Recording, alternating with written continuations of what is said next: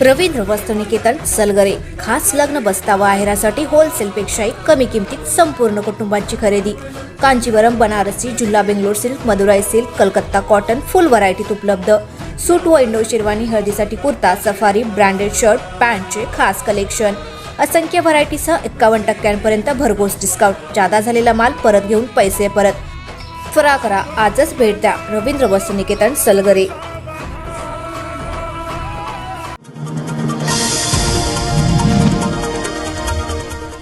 गेल्या 10 वर्षात सांगली जिल्ह्यामध्ये 18,000 कोटी रुपये कामासाठी दिले, त्यातील 9 पूर्ण झाले तर 9 प्रगतीपथावर आहेत। देशामध्ये पैशांची कमी नाही तर इनामदारीने काम करणाऱ्या नेत्यांची कमी असल्याची खंत नितीन गडकरी यांनी व्यक्त केली आहे। लवकर सांगली जिल्ह्यात विमानतळास मंजुरी मिळेल अशी ग्वाहीही त्यांनी यावेळी दिली आहे। मिरज विधानसभा मतदारसंघाचे महायुतीचे उमेदवार सुरेश खाडे यांच्या प्रचारार्थ आयोजित सभेत नितीन गडकरी बोलत होते। व्यासपीठावर अजितराव घोरपडे, प्रकाश ढंग, मकरंद देशपांडे, माजी महापौर संगीता खोत, राजाराम गरुड, समित कदम, निरंजन आवटी, संदीप आवटी, गजानन कुल्लोळी आदी जण उपस्थित होते। नितीन गडकरी म्हणाले, मिरज मतदारसंघ हिरवागार झालाय। मिरज पूर्व भागाला वरदान ठरलेले म्हैसाळ योजनेचं पाणी या भागात फिरले, त्यामुळे शेतकऱ्यांना याचा लाभ मिळतोय। या 10 वर्षात 400 किलोमीटरचा रस्ता झाला। पेठ नाका ते सांगलीपर्यंतच्या रस्त्याचं कामाचं उद्घाटन केलं होतं। या रस्त्याचं काम पूर्णत्वाकडे जात आहे। सांगली जिल्ह्यातील अनेक आमदारांनी कामासाठी आग्रह केला। 10 वर्षात 18,000 कोटी रुपये या कामासाठी दिलेत। 9 पूर्ण झाले तर 9 प्रगतीपथावर आहेत। देशामध्ये पैशांची कमी नाही तर इनामदारीने काम करणाऱ्या नेत्यांची कमी आहे। लवकर सांगली जिल्ह्यात विमानतळास मंजुरी मिळेल असंही गडकरी म्हणाले। सांगलीच्या जनतेने मला 10 वर्ष विधिमंडळात प्रतिनिधित्व करण्याची संधी दिली आहे। या काळात 4,000 कोटींवर निधी आणून मतदारसंघात विकास कामे केली आहेत। मतदारसंघात वातावरण चांगलं असून मतदार माझी विजयाचे हॅट्रिक निश्चित करतील। त्यामुळे पुढच्या 5 वर्षांमध्ये मी मागणीमुक्त मतदारसंघ असा अजेंडा ठरवलाय असं प्रतिपादन भाजप महायुतीचे उमेदवार सुधीर गाडगीळ यांनी केलंय। भाजप महायुतीच्या घटक पक्षांच्या प्रतिनिधींच्या उपस्थितीत उमेदवार आमदार सुधीर गाडगीळ यांच्या मागणीमुक्त सांगलीकरांसाठी माझा वचननामाचं प्रकाशन करण्यात आलं। यावेळी प्रदेश उपाध्यक्ष शेखर इनामदार, माजी आमदार दिनकर पाटील, समित कदम, नितीन शिंदे, मकरंद देशपांडे, शहर जिल्हाध्यक्ष प्रकाश ढंग, तानाजी सावंत, महेंद्र चंडाळे, पद्माकर जगदाळे, जगन्नाथ ठोकळे, नीता केळकर, स्वाती शिंदे जण उपस्थित होते। आमदार गाडगीळ म्हणाले, मी राजकारणी व्यक्ती नाही, कोणत्याही सत्तेपेक्षा लोकसेवा मी अधिक महत्त्वाची मानतो। मतदारसंघाचे भले करणे एवढंच माझं उद्दिष्ट आहे। गेल्या 10 वर्षात मतदारसंघात रस्ते, पूल, नाट्यगृह, ड्रेनेज व्यवस्था, आरोग्य सुविधा, सांगलीतील सिव्हिल हॉस्पिटलचा कायापालट, सांगली पेठ, सांगली कोल्हापूर रस्त्याचं रुंदीकरण अशी अनेक कामे मार्गी लावता आली। ते म्हणाले, पुढच्या 5 वर्षांमध्ये शहर तसेच ग्रामीण भागातील 13 गावे या ठिकाणी कोणतीही मागणी किंवा प्रश्न शिल्लक ठेवायचा नाही असा निर्धार मी केलाय। मतदारसंघातील कोणत्याही रस्ता खराब राहणार नाही। प्रभावी ड्रेनेज व्यवस्था, शुद्ध पाण्याचा पुरवठा, सांगलीत सुसज्ज अशा नाट्यगृहाची उभारणी हे प्रमुख संकल्प आहेत। मला पुन्हा एकदा सांगली मतदारसंघातून निवडणूक लढवण्याची संधी दिली आहे, त्याचं मी पुढील 5 वर्षांमध्ये सोनं करण्याचा निर्धार केलाय। सांगलीकर जनतेने त्यांची सेवा करायची तिसऱ्यांदा संधी द्यावी असं आवाहन त्यांनी केलंय। काँग्रेसमधून बंडखोरी करत अपक्ष निवडणूक लढवणाऱ्या जयश्रीताई पाटील यांच्यावर काँग्रेस पक्षाने 6 वर्षांच्या निलंबनाची कारवाई केली। याबाबतचं पत्र प्रदेशाध्यक्ष नाना पटोले यांनी जाहीर केलंय। सांगलीच्या काँग्रेस अपक्ष उमेदवार जयश्री वहिनी पाटील यांच्यावर काँग्रेस पक्षाने अंतिम टप्प्यात बडतर्फीची कारवाई केली आहे। या कारवाईबाबत जयश्री पाटील यांनी प्रतिक्रिया देत, काँग्रेस पक्ष त्यांच्या स्तरावर काम करत आहे। माझ्यावर अन्याय झाल्यामुळेच माझी अपक्ष उमेदवार आहे, त्यामुळे माझ्याबाबत आता जनता ठरवेल अशी प्रतिक्रिया जयश्री वहिनी पाटील यांनी माध्यमांशी बोलताना दिली आहे। भाजपच्या महायुती सरकारने आरक्षणाचा घोळ घातला। महागाई, बेरोजगारी वाढली आहे, शेतकऱ्यांवर अन्याय होत आहे। त्यामुळे लोकसभेप्रमाणे विधानसभेला देखील राज्यात महाविकास आघाडीला यश मिळणार आहे। जिल्ह्यात मी व जयंत पाटील एकत्रित काम करत असून सांगलीतून पृथ्वीराज पाटील यांना निवडून द्यावे असे आवाहन काँग्रेसचे नेते विश्वजित कदम यांनी केले। सांगली विधानसभा मतदारसंघातील काँग्रेसचे उमेदवार पृथ्वीराज पाटील यांच्या प्रचारार्थ नांद्रे येथे सभा झाली। या सभेत विश्वजित कदम बोलत होते। विश्वजित कदम म्हणाले, नांद्रे गाव काँग्रेस विचारधारा मानणारे गाव आहे। पृथ्वीराज पाटील यांना 10 वर्ष काँग्रेसचा झेंडा हाती घेऊन एकनिष्ठपणे सांगलीकरांच्या सुखदुःखात सहभागी होऊन कामे केली आहेत। त्यांनी अनेक प्रश्न सोडवलेत। गुलाबरावांचा वैचारिक कार्यवारसा ते नेटाने चालवून शैक्षणिक आणि सामाजिक कार्य करत आहेत।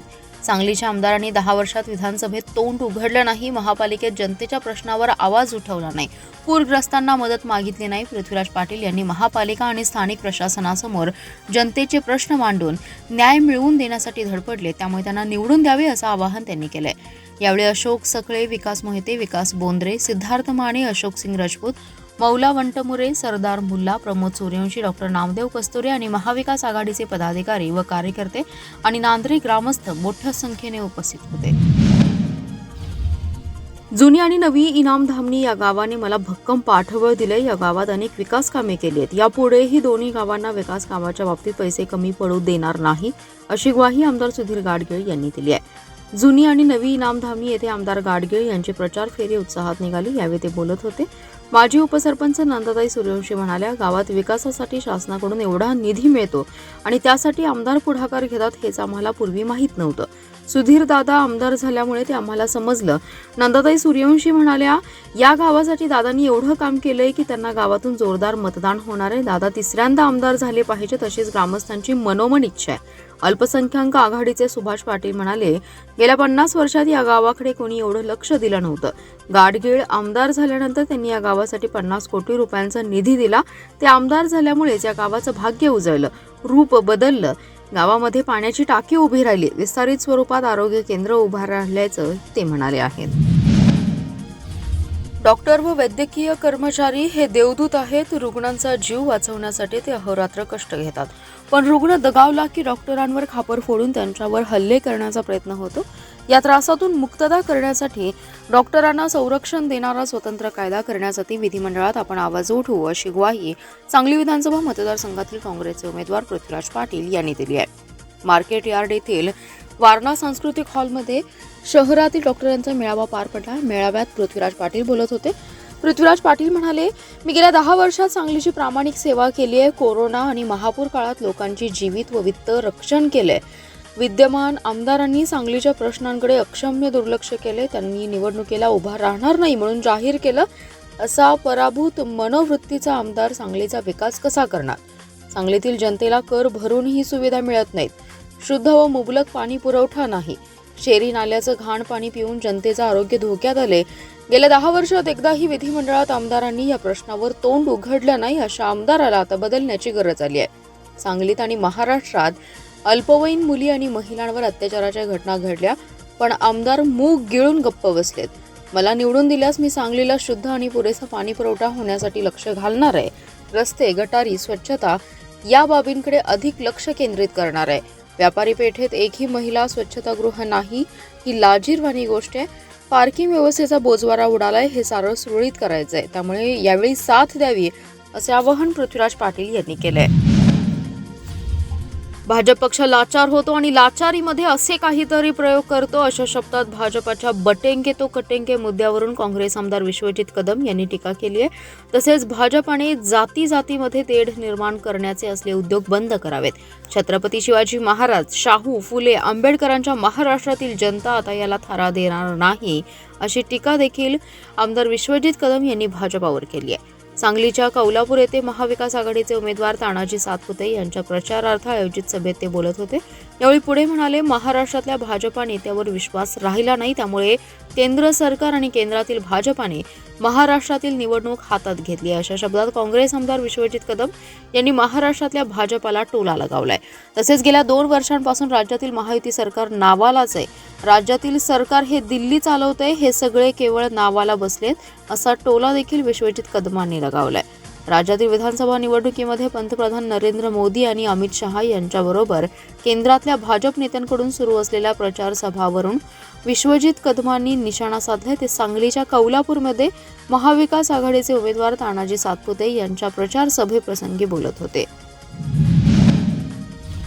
माधवनगर येथील एका सोशल मीडिया ग्रुपवर 2 समाजात तेढ निर्माण करणारा मजकूर टाकण्यात आला. याबाबत संजयनगर पोलिसात तक्रार दाखल झाली असून ग्रुप ॲडमिनवर रात्री उशिरा गुन्हा दाखल करण्यात आलाय. राजेश सीताराम आवटी असं संशयिताचं नाव आहे. याबाबत सनोबर दाऊद खान यांनी संजयनगर पोलिसात फिर्याद दिली आहे. आपलं माधवनगर या नावाच्या व्हॉट्सअप ग्रुप असून त्याचा ॲडमिन राजेश आवटी होता. त्याने 15 रोजी रात्री त्याच्याऐवजी दुसऱ्यालाच ॲडमिन केलं. 14 रोजी रात्री त्याने हिंदू मुस्लिम समाजात तेढ निर्माण करणारा मजकूर व्हॉट्सअपवर शेअर केला. फिर्यादीने आवटी यांच्याशी संपर्क केला, त्याच्याशी संपर्क होऊ शकला नाही. गावातील इतर ग्रुप सदस्यांशी संपर्क करून आक्षेपार्ह मजकुराबाबत माहिती दिली. त्यानंतर संजयनगर पोलिसात राजेश आवटी याच्या विरोधात तक्रार दाखल केल्याचं फिर्यादीने म्हटले. या फिर्यादीनुसार पोलिसांनी आवटी विरोधात गुन्हा दाखल केला असून पोलीस निरीक्षक बयाजीराव कुर्ळे यांनी माहिती दिली आहे. महिलेचं अपहरण करून तिला एका खोलीत डांबून तिच्यावर 4 दिवस अत्याचार करणाऱ्या नराधम युवकास दोषी ठरवून न्यायमूर्तीने 10 वर्ष कारावास आणि 5,000 रुपये दंडाची शिक्षा ठोठावली आहे. पांडुरंग श्रीरंग केंगार असं शिक्षा झालेल्या युवकाचं नाव आहे. सदरची घटना 26 ऑक्टोबर 2020 रोजी घडली होती. या खटल्याचा निकाल जिल्हा आणि अतिरिक्त सत्र न्यायाधीश श्रीमती MS काकडे यांनी दिलाय. तासगाव येथे राहणारी पीडिता 26 ऑक्टोबर 2020 रोजी कपडे धुण्यासाठी ओढ्यावर गेली होती. त्यावेळी संशयित पांडुरंग केंगार हा दुचाकीवरून तिथे आला. त्याने पीडितेचे तोंड दाबून तिला जबरदस्तीने दुचाकीवर बसवलं आणि वंजारवाडी येथे त्याच्या घरी आणलं. तिथे तिला जीवे मारण्याची धमकी देऊन तिच्यावर 4 दिवस अत्याचार केले. यानंतर पीडितेने तिथून आपली सुटका करून घेतली आणि तासगाव पोलीस ठाण्यात दिनांक 31 ऑक्टोबर 2020 रोजी फिर्याद दिली. पोलिसांनी पांडुरंग केंगार विरोधात गुन्हा दाखल करून त्याला अटक केली. सदर खटला न्यायालयात सुनावणीस आला असता सरकार पक्षातर्फे 12 साक्षीदार तपासण्यात आले. न्यायालयात आलेले साक्षी आणि पुरावे ग्राह्य धरून जिल्हा आणि अतिरिक्त सत्र न्यायाधीश श्रीमती MS काकडे यांनी आरोपी पांडुरंग केंगार यास दोषी ठरवला. न्यायमूर्तींनी केंगार यास 10 वर्ष कारावास आणि 5,000 रुपये दंडाची शिक्षा ठोठावली आहे. या प्रकरणाचा तपास तासगाव पोलीस ठाण्याचे सहाय्यक पोलीस निरीक्षक PD पवार यांनी केलाय. तसेच न्यायालयीन खटल्यास तासगाव पोलीस ठाण्याचे माळकर, वंदना मिसाळ, पैरवी कक्षातील सुनीता आवळे, रेखा खोत यांचं सहकार्य लाभलं. सरकार पक्षातर्फे जिल्हा सरकारी वकील नितीन नरवाडकर यांनी काम पाहिलं. जिल्ह्यात विधानसभा सार्वत्रिक निवडणुकीचे मतदान बुधवारी आणि शनिवारी मतमोजणी होणार आहे. या अनुषंगाने या दोन्ही दिवशी भरवण्यात येणारे आठवडा बाजार तसेच इतर कोणत्याही गावात आठवडा बाजार भरत असलेले 123 गावातील आठवडा बाजार पुढे ढकलण्यात येऊन ते अनुक्रमे 21 नोव्हेंबर आणि 24 नोव्हेंबर रोजी भरवण्याचे आदेश जिल्हा दंडाधिकारी राजा दयानिधी यांनी दिले आहेत. जिल्ह्यात विधानसभा निवडणुकीसाठी मतदान बुधवारी आणि मतमोजणी शनिवारी होणार आहे. मतदान आणि मतमोजणीच्या दिवशी एकूण 123 गावात आठवडा बाजार भरत असल्याने मोठ्या प्रमाणात एकत्र जमाव गोळा होण्याची शक्यता नाकारता येत नाही. मतदान आणि मतमोजणी शांततेत पार पाडण्याच्या दृष्टीने आणि सार्वजनिक हिताच्या दृष्टीने कायदा व सुव्यवस्थेचा प्रश्न निर्माण न होता मतदान आणि मतमोजणी सुस्थितीत पार पाडणं आवश्यक आहे. या पार्श्वभूमीवर जिल्हा दंडाधिकारी दयानिधी यांनी मार्केट अँड फेअर्स ॲक्ट 1862च्या कलम 5 आणि 5A अन्वये प्राप्त झालेल्या अधिकारानुसार विधानसभा सार्वत्रिक निवडणूक 2024 अंतर्गत मतदान आणि मतमोजणीच्या दिवशी भरवण्यात येणारे आठवडा बाजार तसेच इतर कोणत्याही गावात अथवा ग्रामपंचायत हद्दीत आठवडा बाजार भरत असल्यास सदर आठवडा बाजार पुढे ढकलण्यात येऊन ते अनुक्रमे 21 नोव्हेंबर आणि 24 नोव्हेंबर रोजी भरवण्याचे आदेश दिलेत. मिरज तालुक्यातील 12 गावांचे आठवडा बाजार, खानापूरमधील 12, तासगाव तालुक्यातील 13 गावांचे बाजार, कवटेमंका तालुक्यातील 5 गावांचे बाजार, शिराळा तालुक्यातील 6, आटपाडी तालुक्यातील 3, वाळवा तालुक्यातील 21 गावांचे बाजार, कडेगाव तालुक्यातील 12 गावांचे आठवडा बाजार, त्याचप्रमाणे पलूस तालुक्यातील 8 आणि जत तालुक्यातील 20 गावातील आठवडा बाजार पुढे ढकलण्यात आले असल्याची माहिती जिल्हाधिकारी डॉ. राजा दयानिधी यांनी दिली आहे.